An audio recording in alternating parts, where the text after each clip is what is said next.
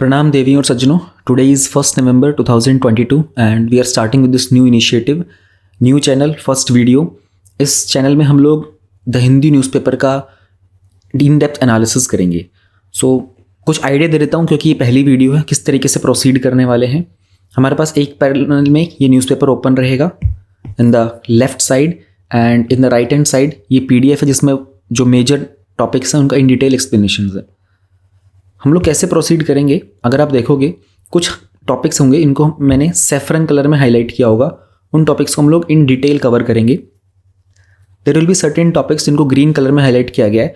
वो टॉपिक्स ऐसे हैं जिसकी सिर्फ हेडलाइन पर ही आपको ध्यान देना है। आपको सिर्फ अपने इस टॉपिक के अगेंस्ट सिर्फ एक अपडेट क्रिएट करना है अपने माइंड में कि ठीक है, इस टॉपिक में ऐसा कुछ हुआ था न्यूज़ में, उसमें बहुत डीप में जाने की ज़रूरत नहीं है। तो सीक्वेंस क्या रहेगा वीडियो का, हम लोग जब भी नया डे और नई न्यूज़ की वीडियो स्टार्ट करेंगे, हम लोग पहले प्रीवियस डे का टॉपिक रिवाइज करेंगे। सिंस अभी जो आप वीडियो देख रहे हो ये फर्स्ट डे है और इससे पहले मैंने कुछ पोस्ट नहीं किया, तो आज रिवीजन के लिए कुछ नहीं होगा।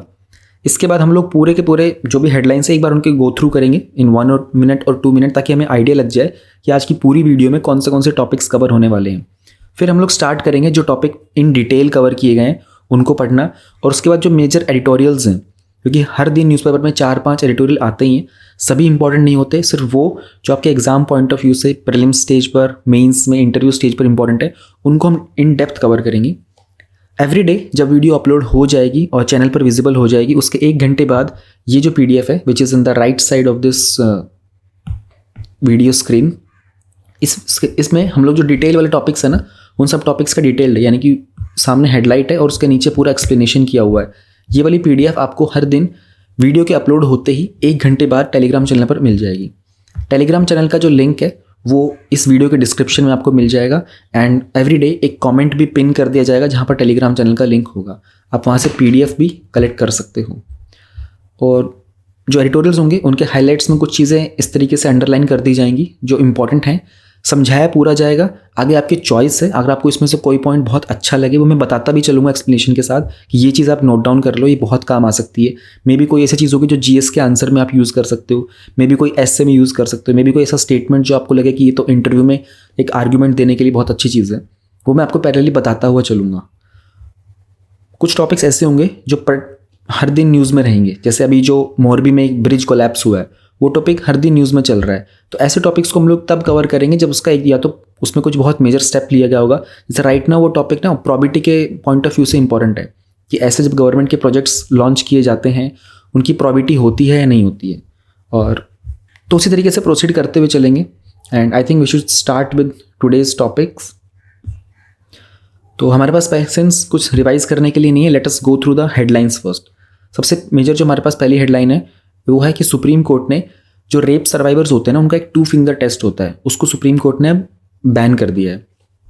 ये हेडलाइन ही हमें जाननी है, और इसमें जनरली फंडामेंटल राइट्स को लेकर, राइट टू प्रिवेसी को लेकर क्वेश्चन किया जा सकता है। Then we have civic elections, unease with new municipal boundary persist. इस टॉपिक में हम लोग ये देखेंगे कि जो डिलिमिटेशन कमीशन होता है ना, उसका क्या रोल होता है। तो मिनिस्ट्री ऑफ होम अफेयर्स की कुछ गाइडलाइंस होती हैं डिलिमिटेशन को लेकर, एंड इस टॉपिक में ना एक्चुअल में ये ध्यान रखना, डिलिमिटेशन ना लोकल लेवल पर और स्टेट लेवल पर पूछा नहीं जाता है एग्जाम में। डिलिमिटेशन में हमारा फोकस रहेगा मेजरली कि वो नेशनल लेवल के ऊपर कैसे परफॉर्म करता है। देन एक बड़ा ही अच्छा एग्जाम्पल है how citizens corporates government work together to resurrect a Tughlaq era garden in city. ये जनरली पब्लिक प्राइवेट पार्टनरशिप कह सकते हो और कम्युनिटी पार्टिसिपेशन का बहुत अच्छा एग्जाम्पल है, ये आपको नोट डाउन करना होगा। Then we have capitation fee taken on the educational institutions is illegal. ये मद्रास हाई कोर्ट का एक स्टेटमेंट आया था। अब इसमें ना कुछ बहुत डीप में जाने की जरूरत नहीं है, सिर्फ हमें ये पता करना है कि कैपिटेशन फी जो होती है एक्चुअल में वो इलीगल ट्रांजेक्शन्स होती हैं जो इंस्टीट्यूशंस लगाते हैं, यानी कि गवर्नमेंट ने एक फॉर्मेट दिया हुआ है, एक बेंचमार्क सेट किया होता है कि इतनी फीस आपको लेनी है। तो जब आप कभी एजुकेशन का कोई टॉपिक नोट डाउन करोगे या फिर अपने नोट्स बनाओगे ना मेंस पॉइंट ऑफ व्यू से, वहाँ पर जब हम बात करते हैं challenges and the issues being faced in the education sector में, और वहाँ पर आप ये मेंशन कर सकते हो कि जो कैपिटेशन फ़ी लगाई जाती है ना, उसको मद्रास के हाई कोर्ट ने इलीगल कंसिडर किया था। तो ये इस तरह के स्टेटमेंट्स को बस इतना ही याद रखना है। देन ये एडिटोरियल है the gun and the pen, यहाँ पर UAPA के बारे में देखेंगे, sequence of implementation, economic weaker section के कोटा आउटकम्स के बारे में। ये जो 2 आर्टिकल्स है दूसरे, इसमें अभी इतना इंपॉर्टेंट नहीं है इनको कवर करना। Then we have very important IT rules 2021 में कुछ अमेंडमेंट्स किए गए थे जो कि बहुत इंपॉर्टेंट है। ये पूरा टॉपिक हम लोग डिटेल में कवर करेंगे। ये कुछ डेटा है, इंडिया में जो शुगर का प्रोडक्शन है ना वो ईयर ऑन ईयर डिक्लाइन हो रहा है, और फिजिकल डेफिसिट जो था ना हमारे 2022 के फर्स्ट हाफ का, उसके ऊपर एक रिपोर्ट आई, उसमें क्या चेंजेस हैं वो भी देखेंगे। Then we have supreme court tells centre not to file new sedition cases. अब सेडिशन क्या टॉपिक होता है, इसका ओरिजिन कैसे हुआ था, आर्ग्यूमेंट्स क्या in favour of sedition, in against sedition, ये पूरा हम लोग देखेंगे। फिर सुप्रीम कोर्ट एग्जामिन करेगा law depriving under trials the right to vote. अब हमें ये fundamental right point of view से देखना होगा, राइट टू वोट जो है वो कौन से कैटेगरी में फॉल करता है। मिनिस्ट्री ऑफ होम अफेयर्स ने अलाउ किया है 2 डिस्ट्रिक्ट कलेक्टर्स को इन गुजरात टू ग्रांट सिटीजनशिप। अब हमारे इंडियन पॉलिटी में चैप्टर आता है सिटीजनशिप का, उसमें किसके पास पावर होती है, अथॉरिटी होती है, हमें थोड़ा सा आइडिया रखना है। और पता है इसमें ज़्यादा डिटेल में जाना नहीं है, ये जो न्यूज़ की हेडलाइन है ना, इससे अगर आपके पास कोई स्टेटमेंट बनेगा ना तो वो प्रीलिम्स में बनेगा, और वो ये होगा कि क्या जो डिस्ट्रिक्ट कलेक्टर होता है वो सिटीजनशिप ग्रांट कर सकता है। तो आपको ये हेडलाइन सडनली दिमाग में क्लिक करनी चाहिए कि हाँ, एक बार न्यूज़ में आया था, गुजरात में ऐसा किया गया था, और इससे पहले भी किया जा चुका है 2016 में, 18 में, 2021 में। जो DM होते हैं ना उनको ऑथोराइज किया जाता है। ऐसा नहीं कि वो initially authorise by default authorise नहीं होते, उनको ऑथोराइज किया जाता है एक एग्जीक्यूटिव एक्शन से। फिर सरदार पटेल जी का रिसेंटली 147 बर्थ एनिवर्सरी थी, तो ये यूट्यूब का जो शॉर्ट आएगा उसमें इनके बारे में हम लोग डिटेल में देख लेंगे। There was a move to set up uniform civil code panel which is unacceptable. ये यूनिफॉर्म सिविल कोड का टॉपिक डिटेल में कवर करेंगे। डिसेंट्रलाइज मनरेगा, इंडिया की one of the most talked about, discussed, और कह सकते हैं कि till now so far successful भी रही है पॉवर्टी एलिवेशन में मनरेगा की स्कीम। इसको पूरा देखेंगे। इसमें डिसेंट्रलाइजेशन का एक रिफॉर्म की बात की जा रही है, तो मैं आपको बताऊंगा कि ये टॉपिक आगे फर्दर एग्जाम में, मेंस में कैसे पूछा जा सकता है। फिर RSS trade union to hold rally against privatisation. हम यहाँ पर प्राइवेटाइजेशन को समझेंगे क्या होता है। Social media can wield their algorithm power to red flag fake news. Scientist welcome clearance to GM mustard for farming. ये GM मस्टर्ड के ऊपर एक बायोटेक्नोलॉजी के सेक्टर में एक अपडेट आया है जो कि प्रीलिम्स पॉइंट ऑफ व्यू से भी और मेन पॉइंट्स ऑफ व्यू से भी इंपॉर्टेंट है। Then we have this international section, news वाले में सेक्शन में, Iran will hold public trials for 1000 protesters. ये ना ह्यूमन राइट्स का जो टॉपिक है ये उसका कंसर्न है। कोर सेक्टर का आउटपुट जो है वो 7.9% तक ग्रो कर गया है। हमें इसमें बस ये पता होना चाहिए 8 कोर सेक्टर कौन से हैं, इसलिए इसको ग्रीन कलर में ही हाईलाइट किया गया है। बस तो ये चीज़ें थी। अब हम एक एक टॉपिक को इन डिटेल कवर करना स्टार्ट कर देते हैं। सबसे पहले जो हमारे पास टॉपिक है वो है civic elections, unease with the new municipal boundaries it persist. इस टॉपिक में हमें एक्चुअल में जो जानना है वो तो बस यही जानना होगा कि डीलिमिटेशन क्या चीज़ होती है। हमारा मेजर फोकस यहाँ पर डीलिमिटेशन पर होने वाला है। अच्छा, ये जो टॉपिक है ना ये GS2 के लिए बहुत इंपॉर्टेंट है। इंडियन पॉलिटी में रिप्रेजेंटेशन ऑफ पीपल एक्ट का भी यहाँ पर कनेक्शन बनता है। तो डीलिमिटेशन क्या होता है, अगर आप इस वर्ड को देखने की कोशिश करोगे तो जब हम किसी की बाउंड्रीज को फिक्स करते हैं, जब इंडिया के अंदर इलेक्शन होते हैं तो उसके लिए कैंडिडेट्स खड़े होते हैं, वो कैंडिडेट कौन सी पर्टिकुलर कॉन्स्टिट्यूंसी को रिप्रेजेंट करेगा उसके लिए कुछ बाउंड्रीज फिक्स की जाती हैं। वो पॉपुलेशन में चेंज के हिसाब से बदलता रहता है। तो होता कैसे है ना, पार्लियामेंट जो है ना हर एक सेंसस के बाद डीलिमिटेशन कंसिस्ट करता है। वो हम लोग कॉन्स्टिट्यूशन का आर्टिकल 82 यूज़ करते हैं। स्टेट लेवल के ऊपर आर्टिकल 170 को यूज़ किया जाता है हर सेंसस के बाद। जब ये एक्ट इन्फोर्स हो जाता है ना उसके बाद एक डीलिमिटेशन कमीशन बनाया जाता है। कमीशन का मतलब क्या कि इसके अंदर कुछ ब्यूरोक्रेट्स होंगे, ये कुछ ऑफिसर्स होते हैं, उनको ये जिम्मेदारी दी जाती है। इंडिया में पहली बार इस तरह की एक्सरसाइज 1950 और 1951 में की गई थी, और 1952 में हमने एक एक्ट भी बना दिया था जिसमें नाम दिया था डीलिमिटेशन कमीशन एक्ट। उसके बाद से ये अभी तक 4 बार सेटअप किया जा चुका है, 1952 में, 1963 में, 73 में, 2002 में। ध्यान रहे 1981 में और 1991 का जो सेंसस था उसमें कोई डीलिमिटेशन सेटअप नहीं किया गया था। इसको अपॉइंट कौन करता है, ये प्रीलिम्स पॉइंट ऑफ व्यू से बहुत इंपॉर्टेंट है। प्रेसिडेंट ऑफ इंडिया अपॉइंट करते हैं। देखो मैं कह रहा हूँ प्रीलिम्स पॉइंट ऑफ व्यू से, लेकिन ना ये पूरा का पूरा क्वेश्चन आपके मेंस में आ सकता है कि बताओ डीलिमिटेशन कमीशन को लेकर के। तो आपको इतना पॉइंट जो मैंने सामने लिखे हैं ना चीज़ें, इतनी भी अगर आपको याद होंगी तो आप एक 10 से 15 नंबर का क्वेश्चन ईजिली सॉल्व कर सकते हो। प्रेसिडेंट ऑफ इंडिया इसको अपॉइंट करते हैं और वो इलेक्शन कमीशन ऑफ इंडिया के साथ कोलैबोरेट करके, इनके सब डिस्कशन करके तब करते हैं। कौन कौन इसमें हो सकता है, सुप्रीम कोर्ट के रिटायर्ड जज होंगे, चीफ इलेक्शन कमिश्नर होते हैं, और जो जिस स्टेट में कमीशन को सेटअप किया जा रहा है वहाँ पर स्टेट इलेक्शन के कमिश्नर्स होते हैं। They become the members of this commission. Recently Jammu and Kashmir में भी डीलिमिटेशन कमीशन सेटअप किया गया था। इनका काम क्या होता है, इनका फंक्शन क्या होता है, ये बाउंड्रीज डिटरमाइन करेंगे। कौन से कॉन्स्टिट्यूंसी है, उसके कितने कॉन्स्टिट्यूंसी बनानी चाहिए, किस रेंज तक, कितना एरिया देना चाहिए, एक पर्सन यहाँ पर कितनी पॉपुलेशन होल्ड कर रहा है, कितने, और इनको इक्वली कितना डिवाइड कर सकते हैं हम लोग। फिर शेड्यूल्ड कास्ट के लिए और शेड्यूल्ड ट्राइब के लिए जो सीट्स रिजर्व की जाती हैं वो किस एरिया के अकॉर्डिंगली कितनी रिजर्व की जाएंगी, कौन से पर्टिकुलर कॉन्स्टिट्यूंसी में, ये भी डिलिमिटेशन कमीशन ही डिटरमाइन करता है। देखो फंक्शन से भी प्रीलिम्स में पॉइंट्स क्वेश्चन बन के आ सकता है। अगर जो कमीशन के मेंबर्स होते हैं उनको एक कमीशन का मेंबर बोलता है कि यार 1000 स्क्वायर फीट कर देते हैं, दूसरा बोलता है नहीं 1500 कर देते हैं, अगर उनमें आपस में कोई कॉन्फ्लिक्ट हो जाता है ना, तो जहाँ पर मेजॉरिटी होगी ना उसको कंसिडर किया जाएगा। एक चीज़ और इम्पॉर्टेंट है, इनके पास ऑर्डर्स होते हैं, have the force of law and can not be called in question before the court. यानी कि डिलिमिटेशन कमीशन ने जो चीज़ डिसाइड कर ली ना, वो एक तरीके से उस एरिया का कानून बन जाती है, यानी कि वहाँ की कॉन्स्टिट्यूंसी के लिए वो फिक्स हो जाता है। Nobody can approach the court and go there और बोले कि ये डिलिमिटेशन कमीशन ने ऐसा कर दिया है तो कोर्ट में इस चीज़ के बारे में हमें कोई पिटीशन फाइल करनी है। You can not question the decisions taken by delimitation commission in the court. ये बहुत इंपॉर्टेंट पॉइंट था यहाँ पर। Let's move to the next topic. हमारा इसके बाद जो अगला टॉपिक होने वाला है यही टॉपिक है, इसमें है citizens corporates governments work together to resurrect a Tughlaq era garden in city. इस टॉपिक में ना आपको जनरली यही समझना होगा कि किस तरीके से अगर कम्युनिटी पार्टिसिपेशन होता है ना, एक कोलैबोरेटिव एफर्ट होता है, तो बहुत बड़े से बड़े इश्यूज़ का हैंडल किया जा सकता है।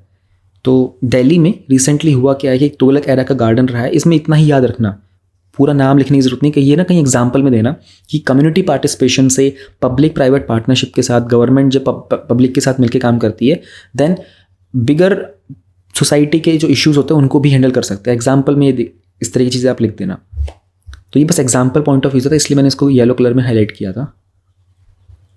Late us move to the next topic जो हमें मेजर कवर करना है। हाँ, हमारा जो नेक्स्ट टॉपिक होने वाला है वो है supreme court tells centre not to file new sedition cases, government is re examining the provisions. यहाँ पर हम लोगों को सेडिशन के बारे में पढ़ना है। अब हुआ क्या है ना कि जो सुप्रीम कोर्ट है उसने मंडे को पूछा था कि गवर्नमेंट से कि भाई कोई भी फ्रेश एफआईआर मत लिखना सेडिशन के अंदर, जो कि हमारा आईपीसी में आता है, जिसमें जो सेडिशन को क्रिमिनलाइज करता हो। तो इस टॉपिक में हमें जनरली सेडिशन के बारे में ही पता करना है। ये टॉपिक पॉलिटी में आएगा, कॉन्स्टिट्यूशन में, गवर्नेंस में आएगा। इस एक्ट की शुरुआत, इस लॉ की शुरुआत 1837 में की गई थी थॉमस मैकॉले के द्वारा, जो कि ब्रिटिश हिस्टोरियन पॉलिटिशियन थे। मॉडर्न हिस्ट्री में आपने थॉमस मैकॉले के बारे में पढ़ा होगा, जब हम लोग वाइस रॉयज़ एंड जितने भी वो लॉर्ड्स वगैरह के बारे में पढ़ते हैं सीक्वेंस में, तो आपने पढ़ा ही होगा गवर्नर जनरल्स के बारे में। 1870 में सेक्शन 124A इंसर्ट किया गया था, और आज की डेट में हमारा जो इंडियन पिनल कोड है, इंडियन पिनल कोड 1860 में आया था, ध्यान रखना। वहाँ पर सेक्शन 124A जो है ना, वो ये चीज़ डिफाइन करता है, if there is an attempt, आप कोशिश करते हो किसी भी तरह की हेट्रेड, कंटेम्प्ट और excite an attempt to excite disaffection towards government, सरकार के खिलाफ अब जब आप किसी भी तरह की घृणा या निंदा करने की कोशिश करते हो ना, उसको सेडिशन बोला जाएगा। वो वर्ड से भी हो सकता है, या फिर रिटर्न या सिग्नल साइंस भी हो सकते हैं, विजुअल रिप्रेजेंटेशन भी हो सकता है। अब इस डिसअफेक्शन में कोई डिसलॉयल्टी हो सकती है, आपको कोई दुश्मनी हो सकती है सरकार के साथ, आपको किसी पर्टिकुलर पॉलिटिशियन के साथ, किसी लीडर के साथ, किसी मिनिस्टर के साथ, किसी एमएलए एमपी के साथ हो सकती है। तो यहाँ पर आप कोशिश ही की जाती है कि सरकार की निंदा की जाए, उसी चीज़ को सेडिशन माना गया है। तो सेडिशन को लेकर एक एक्ट होता है, यहाँ पर गवर्नमेंट एक स्टेप ले सकती है। इसमें कुछ आर्ग्यूमेंट्स हैं कि क्या सेडिशन होना चाहिए या फिर सेडिशन को बैन कर देना चाहिए। कुछ आर्ग्यूमेंट्स हम दोनों साइड को देखेंगे, हम फेवर भी देखेंगे और उसके अगेंस्ट भी देखेंगे। पहले हम लोग फेवर वाली चीज़ें पढ़ने की कोशिश करते हैं कि सेडिशन क्यों होना चाहिए। देखो ये जो न्यूज़ में यहाँ पर लिखा हुआ है ना, यहाँ पर बहुत सारी चीज़ें पॉलिटिकल पॉइंट ऑफ व्यू से होने वाली हैं। आपको ये सब चीज़ें नहीं देखनी, आपको बस ये जानना है कि being an administrator, being an bureaucrat, आप इसको पॉजिटिव और नेगेटिव दोनों साइड से कैसे देख सकते हो, आपके पास कौन से आर्ग्यूमेंट्स हो सकते हैं।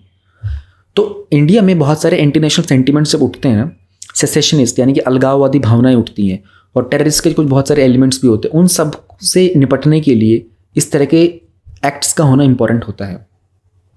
इंडिया में बहुत से, आप लोग जब देखोगे GS3 में, इंटरनल सिक्योरिटी में, we have to study about the Maoist insurgency. तो एक तरीके से कंट्री में एक पैरेलल एडमिनिस्ट्रेशन रन करना स्टार्ट कर देते हैं। और इंडिया में, भारत में अलगाववादी ऐसी भावनाएं उत्पन्न होने लग जाती हैं। तो इनको हैंडल करने के लिए और जो हमारी स्टेबल गवर्नमेंट है उसको मेंटेन करने के लिए इंडिया में इस तरह के स्टेप्स लिए जाते हैं। अगर कोई वॉयलेंस क्रिएट करता है अगेंस्ट द गवर्नमेंट, उसको कंट्रोल करने के लिए we have to take up certain steps. अगर जो कंटेम्प्ट ऑफ कोर्ट होता है उससे कोई पीनल एक्शन निकलता है, same logic dictate the contempt of government. यानी कि देखो, कंटेम्प्ट ऑफ कोर्ट का जो टॉपिक है ना, एग्जाम में पहले आ चुका है। इसका मतलब ये होता है कि जब आप न्यायालय की, कोर्ट की निंदा करते हो तो कोर्ट आपके अगेंस्ट एक एक्शन ले सकता है, पनिशमेंट दे सकता है आपको। उसी तरीके से वही लॉजिक यहाँ पर ये कहता है कि जब गवर्नमेंट की निंदा की जाती है ना, तो उसमें भी आपको पनिशमेंट मिल सकती है सेडिशन की। अब उन्होंने कहा कि सेडिशन के अगेंस्ट क्या पॉइंट हो सकते हैं, आर्ग्यूमेंट्स अगेंस्ट में क्या है। सबसे पहली चीज़, ये कॉलोनियल एरा का लॉ है, ये बहुत ही पुराना एक लॉ है। उस ज़माने में सरकार जो थी वो लोगों के वेलफेयर पे काम कम करती थी, अपना पर्सनल बेनिफिट ज़्यादा करती थी। तो इंडियंस को सप्रेस करने के लिए government use to have certain kind of law, जिसमें sedition was one of them. Then right to freedom of expression, we all know about the article 19, जहाँ पे हम लोग right to freedom of expression के बारे में बात करते हैं। फंडामेंटल राइट्स डिटेल में, डेप्थ में रट लेना, 14, 15, 16 से लेकर के जहाँ तक भी होते हैं सारे के सारे, बेसिकली आर्टिकल 12 से लेकर के और आर्टिकल 51 तक आपको हर आर्टिकल के बारे में पता होना चाहिए कि कौन सा आर्टिकल का क्या मतलब है। हमारे पास एक राइट है जहाँ पर हमारे पास पूरा हक होता है कि हम अपनी बातों को एक्सप्रेस कर सकते हैं। पर जब सेडिशन जैसे लॉज आते हैं, सेक्शन 124A जैसे की बात की जाती है, तो कहीं ना कहीं हमारे पर रीजनेबल रेस्ट्रिक्शंस लगा दी जाते हैं। हमारा जो फंडामेंटल राइट है ऑफ स्पीच एंड एक्सप्रेशन का, उसको सप्रेस किया जाता है। फिर इंडिया में डेमोक्रेटिक फाउंडेशन है, हम लोकतंत्र हैं, यानी कि for the people, by the people, of the people. ऐसी जगह पर इस तरह के पब्लिक डिबेट्स होना इंपॉर्टेंट है, और पब्लिक डिबेट्स के अंदर आप किसी को फेवर भी करोगे, किसी के अगेंस्ट भी बोलोगे। अगर हम डेमोक्रेटिक फाउंडेशन में रहेंगे तो फिर हम लोग सेडिशन को कैसे एक्सेप्ट कर सकते हैं। एक बहुत इंपॉर्टेंट डेटा है, जब आर्ग्यूमेंट्स देते हो ना तो डेटा बहुत इंपॉर्टेंट होता है। लोअर कन्विक्शन रेट्स, एक होता है आपने किसी की सेडिशन की, एक पर्सन ए है, उसने बी का सेडिशन किया, बी के खिलाफ कुछ बोला, अब बी ने उसके अगेंस्ट केस कर दिया, लेकिन जब ट्रायल होता है यानी कि मुकदमा चलता है कोर्ट के अंदर, तो उसको अक्यूज़ किया गया था, उस पर इल्ज़ाम लगाया गया था। बट जब कोर्ट पूरा मुद्दा फाइनल पढ़ने के बाद, समझने के बाद, लास्ट में जब देखता है कि इसको एक्विट करना है, यानी कि इसको निर्दोष साबित करना है या फिर इसको कन्विक्ट करना है, इसको दोषी करार करना है, तब पता चलता है कि सेडिशन के केसेस के अंदर जो कन्विक्शन का रेट है वो बहुत ही कम है। यानी कि लोगों को चार्ज तो बहुत किया जाता है, लेकिन एक्चुअल में जिनको सज़ा मिलती है ना कोर्ट के बाद में, वो बहुत कम होते हैं। NCRB का डेटा था, उसमें पता चला था ये सेडिशन के केसेस जो थे ना, वो तो इंक्रीज हो गए थे, 47 से 70 हो गए थे 14 से 18 में, बट नॉट मोर देन 1 और 2 केसेस रिजल्टेड इन कन्विक्शन। अब सोच के देखो आप कि मान लो 70 केसेस फाइल किए गए थे सेडिशन के, लेकिन सिर्फ 2 लोगों को उसमें सजा हुई थी एक्चुअल में, जिनका सही डेटा निकल के आया था। इसका मतलब बदलता है कि सेडिशन का जो लॉ है ना, उसका इस्तेमाल गलत किया जा रहा है। फिर सेडिशन के लॉ में बहुत सारे वेग प्रोविजंस भी हैं, जैसे it talks about disaffection. Disaffection का मतलब होता है कि मुझे पसंद नहीं आया। अब गवर्नमेंट कोई स्कीम लेके आए और आप ये बोल दो कि I am not very much affected with this, I am disaffected with this, तो ये बहुत वेग सी बात हो गई है। You need to have certain rational logics behind this thing. तो this was about the sedition law. हमें इसके बारे में थोड़ा बेसिक डिटेल्स पता होनी चाहिए। Moving on to the next topic we have is a move to set up uniform civil code panel is unacceptable। Uniform civil code के बारे में आपको थोड़ा बहुत तो पता होगा पहले से, हम लोग अब इसमें और डिटेल में समझने की कोशिश करते हैं। ये भी GS2 का टॉपिक है, पॉलिटी, कॉन्स्टिट्यूशन, गवर्नेंस, वहाँ पे यूनिफॉर्म सिविल कोड के बारे में। यूनिफॉर्म का मतलब होता है एक चीज़, और सिविल कोड का मतलब होगा सामाजिक कोई नियम बना देना। तो एक ऐसा सिंगल लॉ बना देना, एक ऐसा एकमात्र ऐसा कानून सेटअप कर देना जहाँ पर सभी जो सिटीजन्स हैं इंडिया के, उनके कुछ पर्सनल मैटर होते हैं। पर्सनल मैटर यानी कि मैरिज, डिवोर्स, कस्टडी लेना, अडॉप्शन करना, इनहेरिटेंस, इन सब के लिए एक कानून बन जाएगा। इंडिया में लोगों की बहुत सारी कास्ट होती हैं, बहुत सारे रिलीजन्स फॉलो करते हैं, but when we talk about the civil law, हमारे पास अभी ऐसा कोई लॉ नहीं है जो एक ही हो सबके लिए। हर एक के रिलीजन के अकॉर्डिंग हमारे पास डिफरेंट लॉज हैं। तो फ्रेगमेंटेड पर्सनल लॉज होते हैं, टुकड़ों में बटे हुए हैं। एक हिंदू के लिए अलग लॉ है, मुस्लिम के लिए अलग लॉ है, उनको हमको सबको अगर हम कंबाइन कर देंगे तो हम यूनिफॉर्म लॉ बना देंगे। आर्टिकल 44 जो हमारा कॉन्स्टिट्यूशन का है ना, which is part of the DPSP, वहाँ पर हम लोगों ने इसके बारे में बात की है कि state shall endeavour to secure uniform civil code for citizens throughout the territory of India. Endeavour, state को एक तरीके से अपना एक कोशिश करनी चाहिए कि भारत में सबके लिए एक ही नियम रहे। ये वन ऑफ द DPSPs है, एंड सिंस ये डिफाइन किया गया आर्टिकल 37 में, they are not justiciable by any court. क्योंकि DPSPs जस्टिसेबल नहीं है तो कोर्ट इसको इम्प्लीमेंट फोर्सफुली नहीं कर सकता। हाँ, अगर गवर्नमेंट कोई लॉ लेके आती है, वो पास किया जाता है, पार्लियामेंट में डिबेट होती है, वोटिंग होती है, पास होती है, तब इसको कोर्ट एक्सेप्ट कर सकता है। बट यू कैनॉट से कि जिसकी DPSP में लिखा हुआ तो ये होना ही होना चाहिए, ऐसा नहीं हो सकता।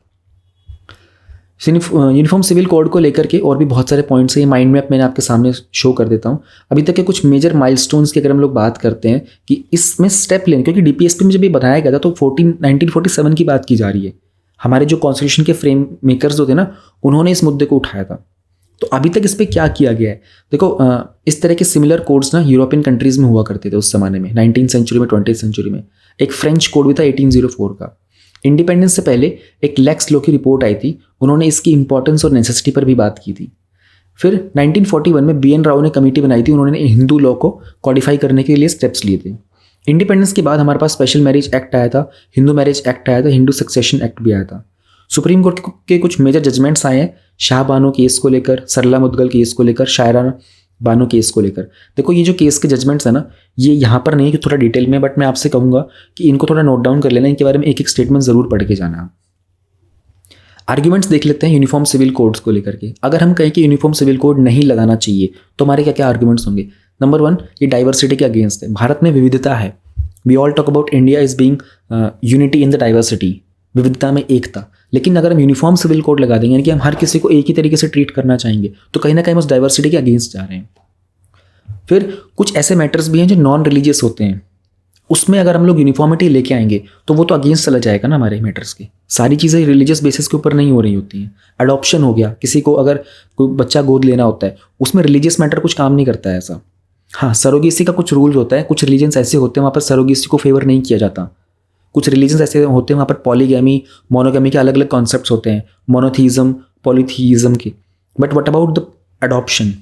इसमें कोई ऐसा रिलीजियस मैटर आप लोगों ने कभी सुना कि हिंदुइज्म में मना हो कि अडॉप्शन नहीं करना है, फिर इस्लाम में या फिर क्रिश्चियनिटी में? बहुत रेयर आपने कहीं सुना होगा, और होगा भी तो वो रूढ़िवादी विचार के साथ आया होगा। But there are certain things, जैसे कि मैरिज को लेकर के कुछ चीज़ें रिलीजियस पॉइंट ऑफ व्यू से बहुत मानी जाती हैं समाज के अंदर। तो ऐसी बहुत सारी चीज़ें होंगी जो नॉन रिलीजियस हैं। What about them? उनमें भी अगर आप यूनिफॉर्मिटी ले आओगे तो प्रॉब्लम हो जाएगी।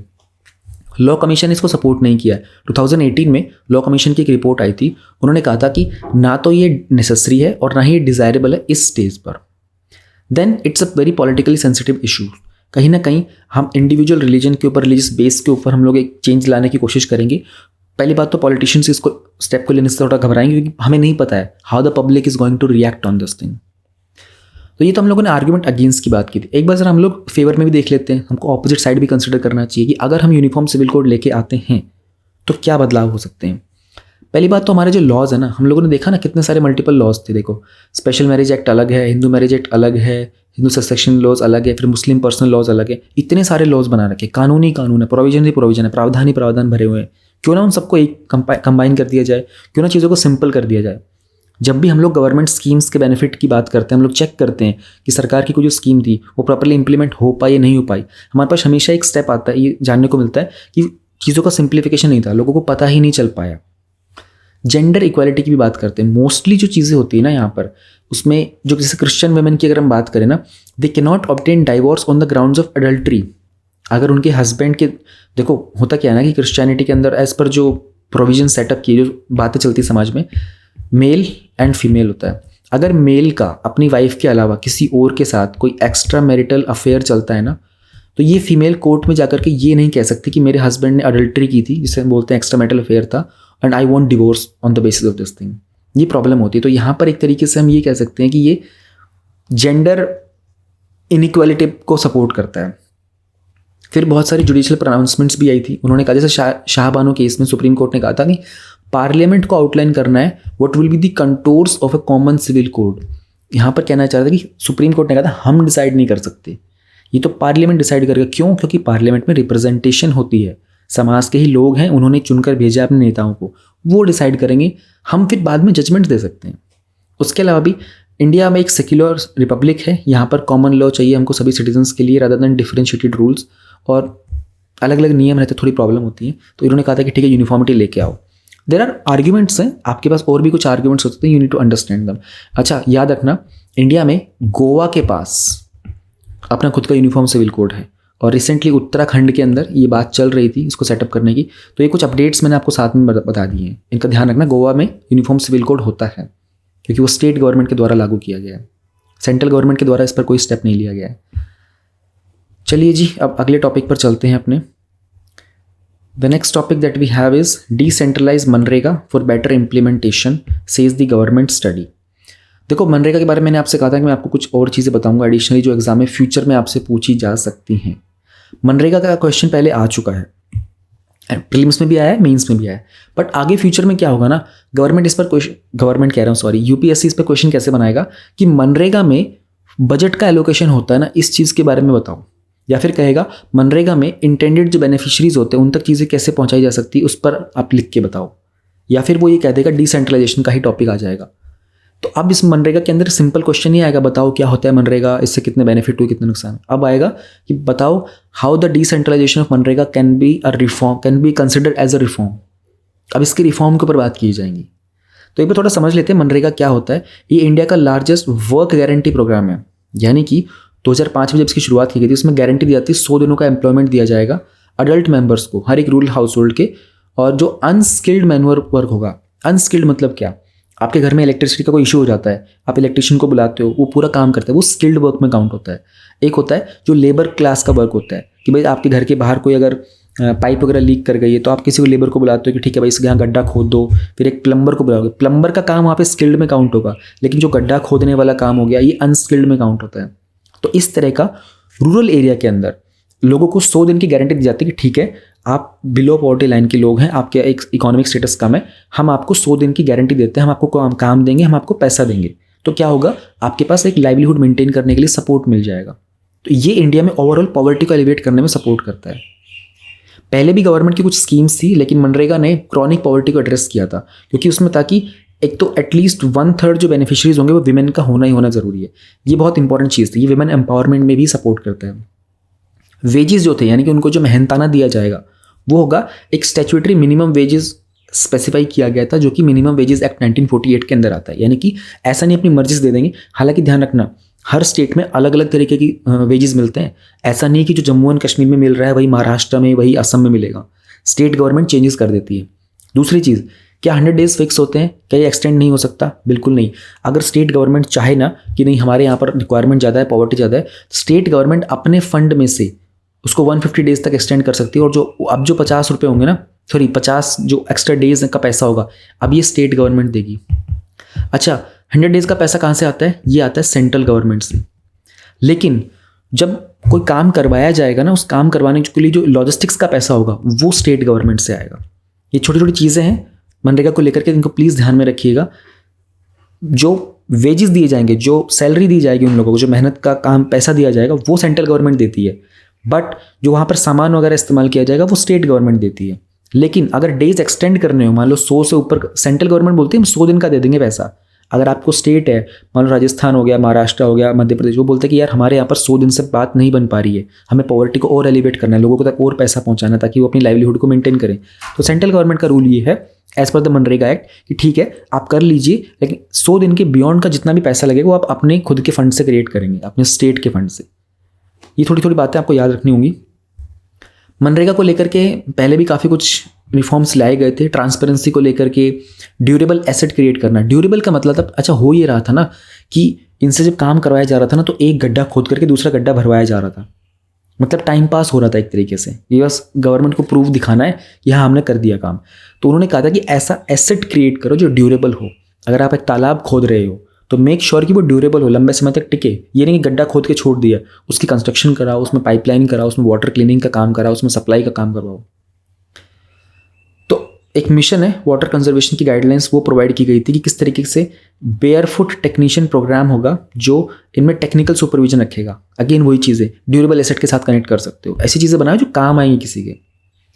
फिर नरेगा सॉफ्ट करके एक लोकल लैंग्वेज का सॉफ्टवेयर भी लाया गया था। जियो मनरेगा में ये था कि जो भी एसेट बनाए गए ना उनकी सबकी जियो टैगिंग की जाएगी। फिर संवाद करके मोबाइल ऐप थी, उसमें उनको सबको एसेट को ट्रैक कर सकते हैं। प्रोजेक्ट लाइफ मनरेगा था, इसमें उनकी स्किल वगैरह को इंप्रूव करने के लिए काम किया गया था। चैलेंजेस क्या है? वेजेस काफ़ी लो हैं, मैंने कहा था ना अलग अलग स्टेट में होता है, तो कभी कभी तो इनको इतना कम मिलता है कि एक दिन के 178 रुपीज़ भी मिलते हैं, है ना।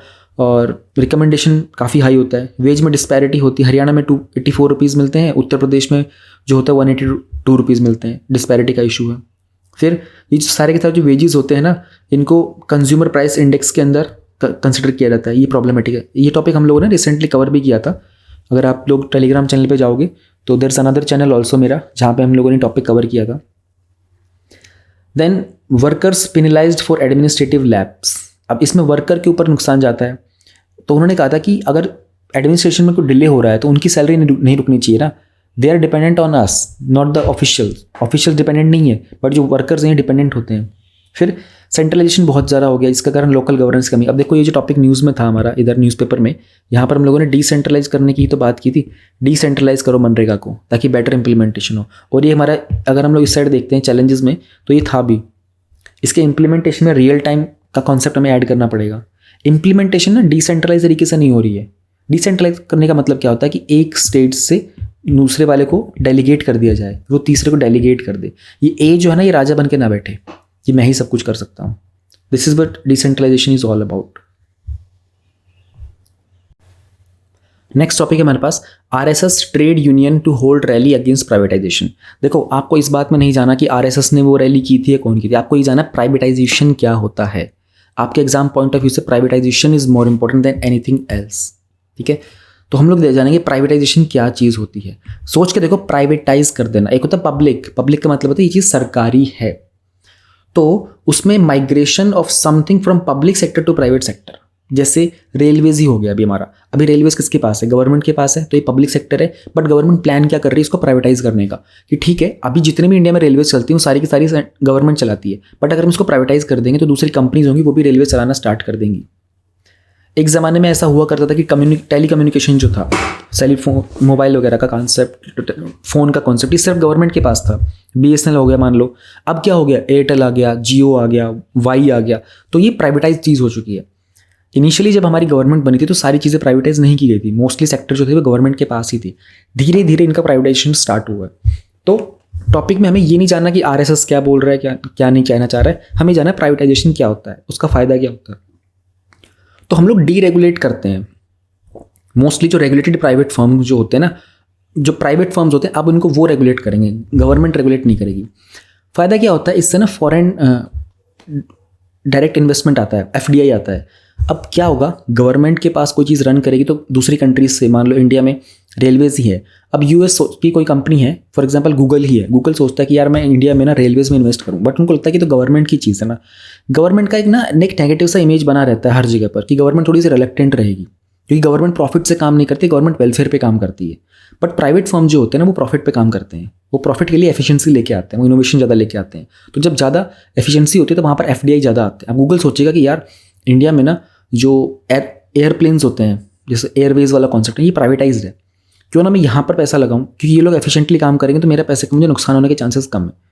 तो ये एक थिंकिंग पैटर्न बना होता है।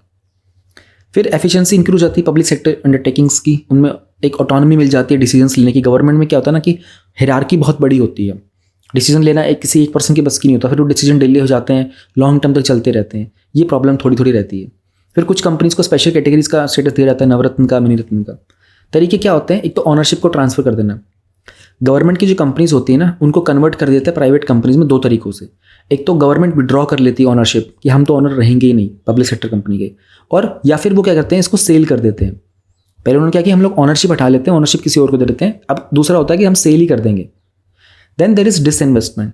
प्राइवेटाइजेशन करना पब्लिक सेक्टर अंडरटेकिंग्स का, उसके कुछ पार्ट्स ऑफ इक्विटी को, एक तरीके से उसका शेयर को सेल कर देना प्राइवेट सेक्टर को, बोलते हैं डिसइन्वेस्टमेंट।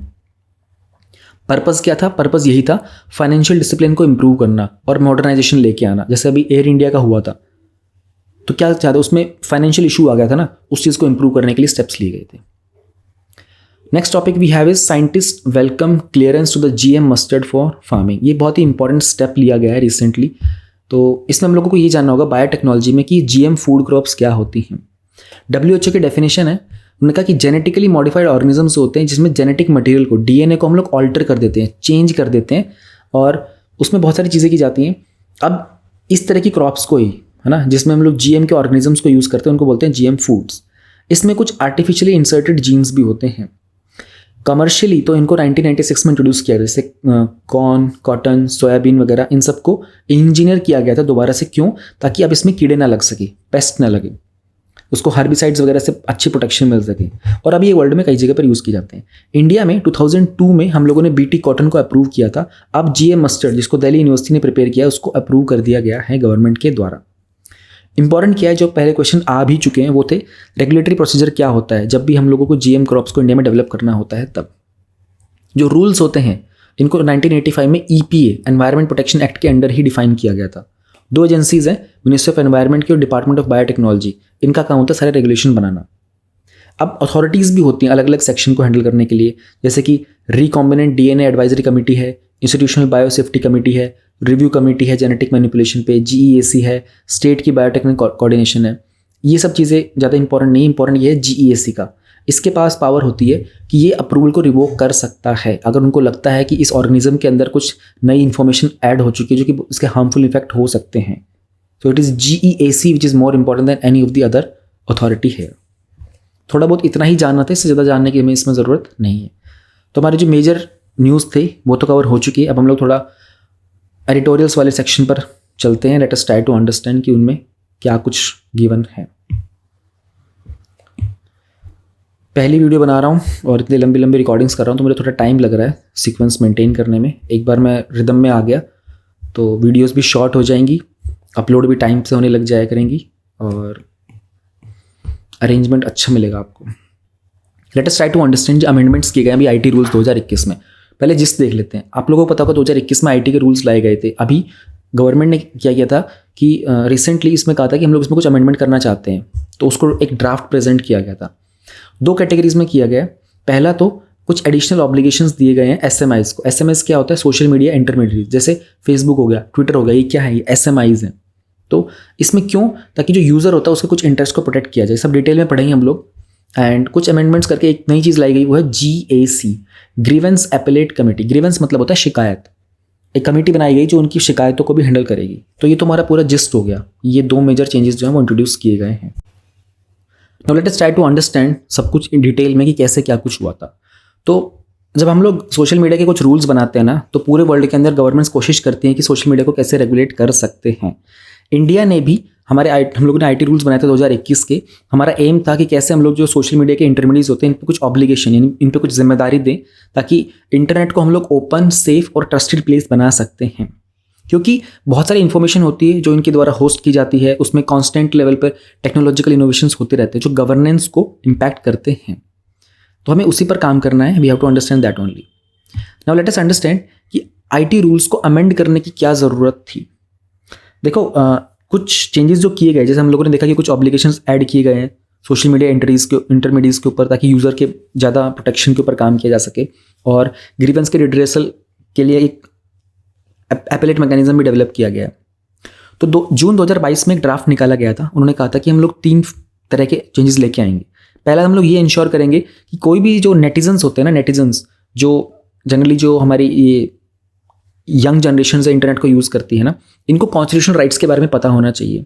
और ऐसा ना हो कि कोई बड़े बड़े टेक प्लेटफॉर्म्स जो है ना, ये इनके कॉन्स्टिट्यूशनल राइट्स को वायलेट करें। सेकंड, जो शिकायत का जो रिड्रेसल फ्रेमवर्क होता है ना, ग्रीवेंस रिड्रेसल मतलब होता है निवारण करना, उसको थोड़ा सा मजबूत करना है। तीसरी चीज़ कि इंडियन स्टार्टअप्स जो है नए उनके लिए चीज़ों को इतना ईजी बना देना कि वो इन सब रूल्स के साथ कंप्लाई कर सकें, वो इनको फॉलो जरूर कर सकें। ऐसा ना हो कि हम लोग इतने स्ट्रिक्ट रूल्स बनाते हैं वो लोग कंप्लाई ही ना कर पाएँ। तो क्या एडिशनल ऑब्लिगेशंस लगाए गए हैं उनके ऊपर? हम लोगों ने बात की ना ऑब्लिगेशंस की, तो क्या एडिशनल लगाए गए हैं? जाहिर सी बात है कि जून 2022 में जब ये ड्राफ्ट निकाला गया था, लोगों से पूछा गया था, तो अब ये कर दिया गया है। देखो पहले जो रूल थे ना, उसमें ऑब्लिगेशन ये था कि आप जब भी कोई, जैसे फेसबुक ही हो गया, फेसबुक अपना रूल्स एंड रेगुलेशन और प्रिवेसी पॉलिसी को ना, यूज़र एग्रीमेंट को सिर्फ बताएगा उन लोगों को। जैसे मैं एक यूज़र हूँ, मैं फेसबुक पे जाऊँगा, तो जब मैं अपना अकाउंट क्रिएट करता हूँ तो फेसबुक दिखाता है ना कि ये रूल्स एंड रेगुलेशन है, do you accept the privacy policy and all this things, user agreement. तो उससे प्लेटफॉर्म को गवर्न करने के रूल्स होते हैं। उसमें कैटेगरीज होती हैं कंटेंट की, क्या कुछ कंटेंट प्रोहिबिटेड है, क्या होस्ट कर सकते हैं, क्या नहीं कर सकते, क्या डिस्प्ले कर सकते हैं। अब जो ना ये ऑब्लिगेशन है उसके अकॉर्डिंगली ये जो सोशल मीडिया इंटरमीडिएट्स है ना, इनको ये भी इंश्योर करना होगा कि जो मैं जो यूज़र हूँ, मैं कंप्लाई भी कर रहा हूँ उनके रूल्स के साथ। तो इनको कुछ रीजनेबल एफर्ट क्रिएट करने पड़ेंगे कि मेरे ऐसे कंटेंट को जो फिजिबल नहीं है वहाँ पर शो करना, उसको ब्लॉक कर दें ये लोग। दूसरी चीज़ ये थी कि अब जो नए इंट्रोड्यूस किए गए ऑब्लिगेशंस है ना, उसमें इनको जो भी आर्टिकल 14, 19 और 21 के जो हमारे फंडामेंटल राइट्स हैं उनको रेस्पेक्ट करना होगा। यानी कि पब्लिक डिस्कोर्स के ऊपर इनको काम करना होगा कि क्या एक्शन लिए गए हैं फंडामेंटल राइट्स को प्रोटेक्ट करने के लिए, किस तरीके से जो अब देखो वो जो वाइड इंटरप्रिटेशन होता है ना, जिसमें ऑब्लिगेशन है कि डिफरेंट डिफरेंट कोर्ट्स ट्राई करेंगे। अब उसमें क्या आ सकता है कि सोशल मीडिया इंटरमीडिएट्स की जो रिस्पॉन्सिबिलिटीज़ होती है ना उसके ऊपर सवाल उठाए जा सकते हैं। तीसरी चीज़ ये थी कि बहुत सारी कैटेगरीज के ऊपर ना प्रोहिबिशन लगाया गया था कि ये चीज़ें अपलोड करनी, ये चीज़ें अपलोड नहीं करनी है। अब ये जो प्रोहिबिटेड कैटेगरीज है ना, इसको लेकर के जो भी कंप्लेन होगी ना उसको 72 आवर्स के अंदर अंदर इनको रिमूव करना होगा, ऐसी इन्फॉर्मेशन को कि ये कैटेगरीज थी। भाई गवर्नमेंट बोलती है ट्विटर को कि ये वाला आप ट्वीट हटा दो इस पर्टिकुलर पर्सन का, तो एज पर दिस रूल्स इनको, अगर ये जो गवर्नमेंट की तरफ से नोटिफिकेशन गया ये उस 6 कैटेगरी में फॉल करता है, then government Twitter has to take the step and remove that content. उसके अलावा प्रिवेसी को लेकर, ट्रांसपेरेंसी को लेकर के जो भी सर्विसेज प्रोवाइड गई वो सबको मिलनी चाहिए। अच्छा, ये तो 2021 के रूल से पहले ना प्लेटफॉर्म जो थे ना इनके पास खुद के मैकेनिज्म्स हुआ करते थे कि कैसे यूज़र की कंप्लेंट को सॉल्व करेंगे। अब क्या हो गया है ना कि अब इन्होंने कहा है कि आपको 24 आवर्स के अंदर अंदर कंप्लेंट को एक्सेप्ट करना होगा और 15 दिन के अंदर उसको सॉल्व भी करना होगा। हालांकि जो परफॉर्मेंस रही है ना करंट जो ग्रीवेंस रेडिक्स मैकेनिज्म रहा था ये थोड़ी सब ऑप्टिमल थी। पहले तो जो एविडेंस था ना वो सोशल मीडिया इंटरमीडिएट SMI की जो रिपोर्ट्स होती है ना उसके ऊपर बेस्ड होता था। जैसे फेसबुक ट्विटर के पास ना कोई कॉमन अंडरस्टैंडिंग नहीं थी कि भाई कंप्लेंट को कैसे रिजॉल्व करना है। जैसे फेसबुक क्या करता था ना कि कुछ अप्रोप्रिएट टूल्स का यूज़ करता था, और जो ट्विटर जो होता था उसके पास ये होता था कि वो लिंक यूज़ करते थे। अब इन चीज़ों को चेंज किया जा रहा है। They are working on much better things. Just a second, मैं पेज गायब हो गया भाई। 2-3 दिन लगेंगे मुझे इस कॉन्सेप्ट को पूरा सेटअप करने में, फिर then we will be able to handle everything properly, क्योंकि ये बिल्कुल ही नए तरह की वीडियो में बना रहा हूँ, पहले कभी बनाई नहीं मैंने ऐसी। जो नई अपॉइंट की गई है ना ग्रीवेंस एपलेट कमेटी, उसका अब यही काम होगा, क्योंकि फेसबुक और ट्विटर के पास अपने खुद के मैकेनिज्म थे। उन्होंने कहा कि अब एक काम करो, हमारा एक मैकेनिज्म बनाओ। पहले तो जो भी कंटेंट इनके पास आता था ना उसमें प्रॉब्लम ये थी कि गवर्नमेंट की जो कंप्लेंट आती थी वो ज़्यादा थी, यूज़र की कंप्लेंट कम थी, क्योंकि यूज़र को पता ही नहीं होता था कि इस तरह का कुछ एग्जिस्ट करता है। अब उन्होंने ये कह दिया है कि देखो कोर्ट के पास जाना ना जाना एक अलग मुद्दा होगा, सबसे पहले ग्रीवेंस एपलेट कमेटी के पास सारी की सारी इन्फॉर्मेशन आएगी, वो हैंडल करेंगे, ताकि कभी ऐसा ना हो कि एक साइड से पिटीशन कोर्ट में भी फाइल कर दी गई है और एक साइड से एपलेट कमेटी के पास भी। these all things will be sorted very soon because of this committee now। तो बस यही था, जिस्ट में यही था कि एक तो उनकी ऑब्लिगेशंस इंक्रीज की गई हैं, सेकंड चीज़ GEAC बनाई गई है। इसमें इसमें एक्चुअली 3 मेंबर्स होंगे, एक गवर्नमेंट के ऑफिसर होंगे और बाकी जो 2 मेंबर्स होंगे ना वो इंडिपेंडेंट रिप्रेजेंटेटिव्स होंगे। तो ये टॉपिक इतना ही था। अब हमारे पास एक और मेजर टॉपिक है, वो है गन एंड द पेन। ये टॉपिक थोड़ा सा कॉन्ट्रोवर्शियल है, ध्यान रहे, मैं आपको हर बार बताता चलूँगा। एडिटोरियल्स जो होंगे ना ये मोस्टली बायस्ड हो सकते हैं, एक तरफा हो सकते हैं कि कोई गवर्नमेंट का फेवर करेगा, कोई किसी पार्टी का फेवर करेगा। हमें जब आप एज ए स्टूडेंट इसको पढ़ रहे हो, आपको ये ध्यान रखना है कि मुझे इस बात पे नहीं जाना कि इसने किसको फेवर किया, कौन सी पार्टी किसका क्या बोल रही है, मुझे इस बात पे जाना है कि उसका मुद्दा क्या था। जैसे ये जो टॉपिक है गन एंड द पेन, इस टॉपिक को जो लिखने वाले थे पर्सन, इनका नाम तो यहाँ पे नहीं दिख रहा है, बट इसमें बात ये की गई है कि प्रधानमंत्री नरेंद्र मोदी ने ये कहा है कि इंडिया में ना अगर आप देखोगे बहुत सारे एकेडमिशियंस, स्टूडेंट्स, लॉयर्स हैं, ये जेलों में हैं क्योंकि इनके ऊपर टेररिज्म चार्जेस लगाए गए हैं। और उसका रीज़न ये होता है कि ये लोग कहीं ना कहीं गवर्नमेंट के अगेंस्ट बोलने की कोशिश करते हैं। तो उन्होंने कहा था कि ये लोग ना एक्सट्रीमिज्म में भी जाते हैं, ये लोग टेररिज्म में भी जाते हैं, हम लोग इनको तभी रोक सकते हैं जब हमारे पास एक स्ट्रिंजेंट लॉज होंगे। ठीक है, अब आप देखो जो राइटर है वो कहीं ना कहीं गवर्नमेंट को थोड़ी निंदा करना चाह रहा है कि गवर्नमेंट जो सबको सप्रेस करना चाहती है, बट हमें ये नहीं देखना, हमें देखना कि यहाँ पर बात की है UAPA की। एज ए स्टूडेंट यहाँ पर आपको UAPA के बारे में पहले पढ़ना है। हाँ, अगर आप एक्टिविस्ट हो, फ्यूचर में आपको पॉलिटिक्स में जाना, तो बेशक से आप साइड्स को पढ़ सकते हो, but when it comes to clearing the exam, please do not get into this कि किसने किसको क्या बोला, get into the main topic. India में कुछ लॉज बनाए गए हैं, जैसे UAPA हो गया, इससे क्या मिलता है, टेररिज्म को हैंडल करने की पावर मिलती है।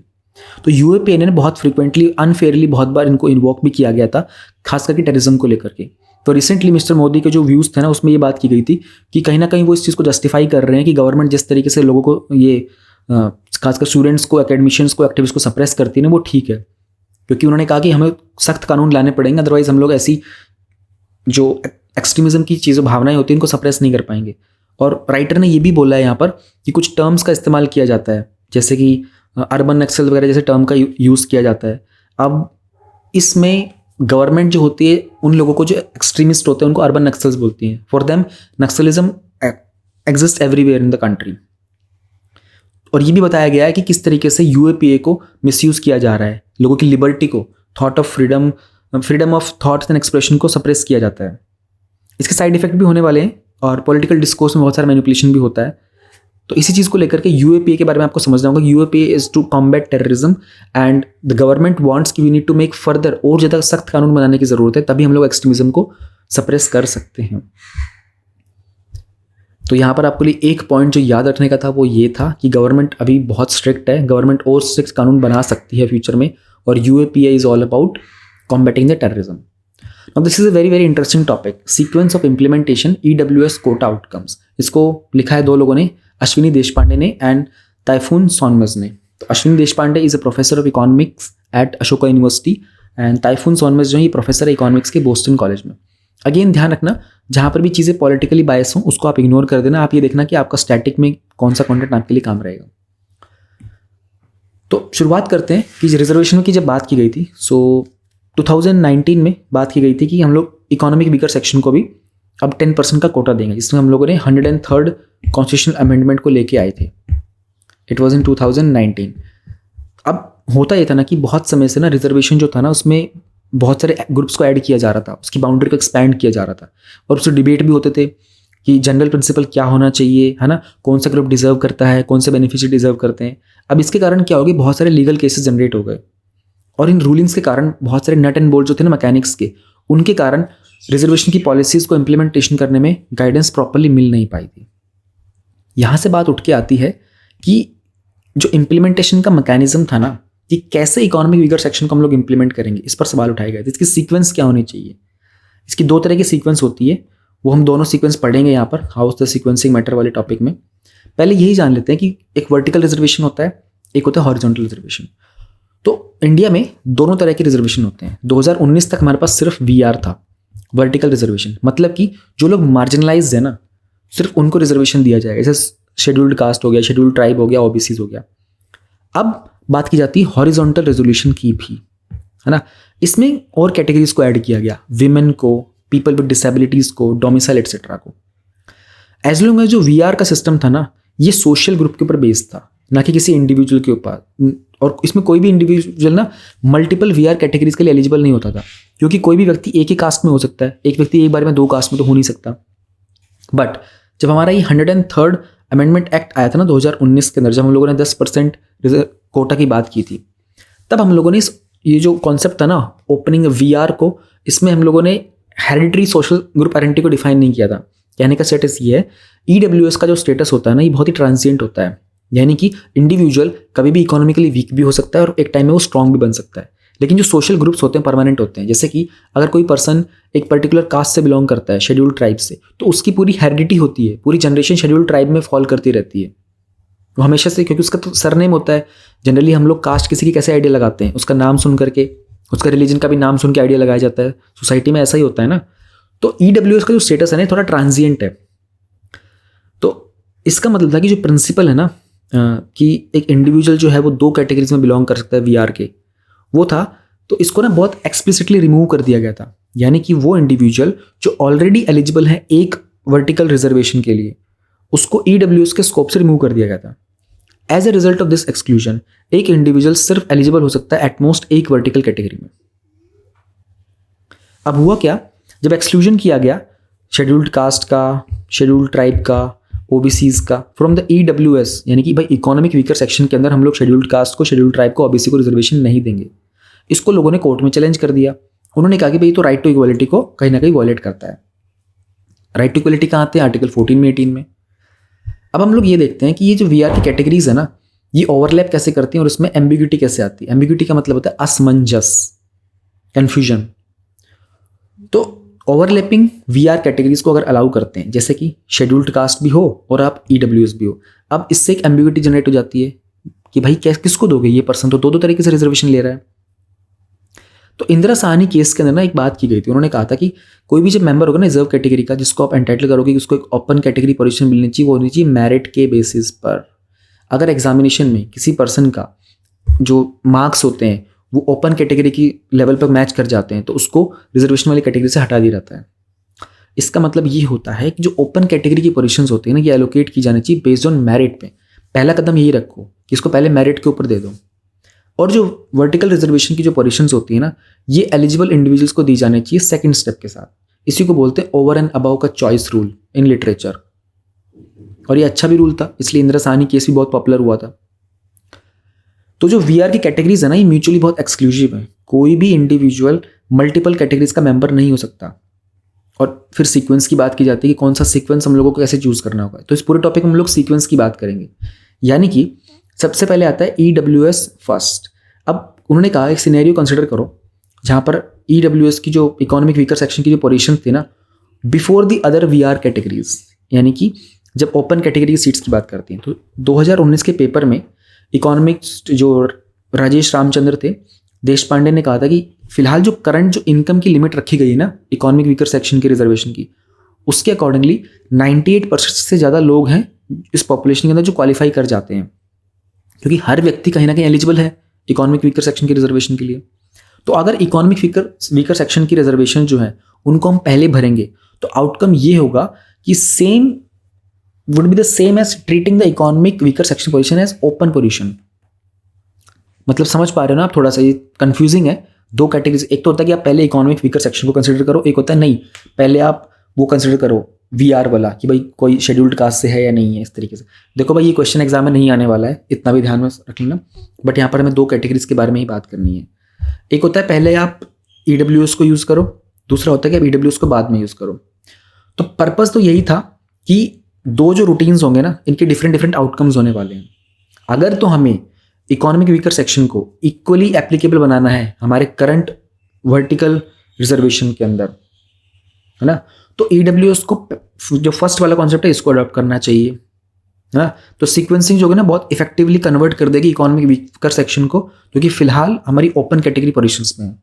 लेकिन अगर हमारा ऑब्जेक्टिव है कि हमें इस अमेंडमेंट के साथ कम से कम इंटरफेयर करना है, तो हमें EWS लास्ट वाला कॉन्सेप्ट अडॉप्ट करना चाहिए। इसमें EWS की कैटेगरी जो होगी वो फॉरवर्ड कास्ट को सपोर्ट करना स्टार्ट कर देगी। तो इसमें इकोनॉमिक वीकर सेक्शन को दो कैटेगरीज में हम लोग कैसे सेटअप करेंगे इसके बारे में बात की गई थी। मैं ट्रस्ट में ये क्वेश्चन कभी भी एग्जाम में नहीं पूछने वाले आपसे। आपको जो एक ही बात याद रखनी है फैक्चुअल इन्फॉर्मेशन, वो ये है 103rd कॉन्स्टिट्यूशनल अमेंडमेंट में 10% इकोनॉमिक वीकर सेक्शन को कोटा दिया गया था, और इसमें दो कैटेगरीज बनाई जा सकती हैं ताकि एक जनरलाइज कॉन्सेप्ट हम बना दे। हाँ, if you become the officer, कल को आप पॉलिसी बनाते हो, तब आपको इतनी डिटेल अंडरस्टैंडिंग होनी चाहिए। तो ये वीडियो मैं यहीं पर कंप्लीट करता हूँ। हमारा इतना ही कंटेंट था अवेलेबल।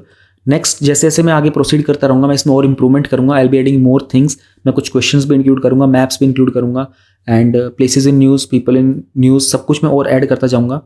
कुछ फीडबैक दे देना, कुछ बताना, गलतियाँ वगैरह जो भी आपको लगे कमेंट सेक्शन में बता देना, या फिर जो लोग टेलीग्राम से ऑलरेडी कनेक्टेड हो पर्सनली कॉन्टैक्ट करके बता देना, ताकि मुझे आइडिया लग सके कि मैं कितना कन्वे कर पाया और क्या रिक्वायरमेंट हो सकती है एक स्टूडेंट की। Thank you very much. All the best for your exam.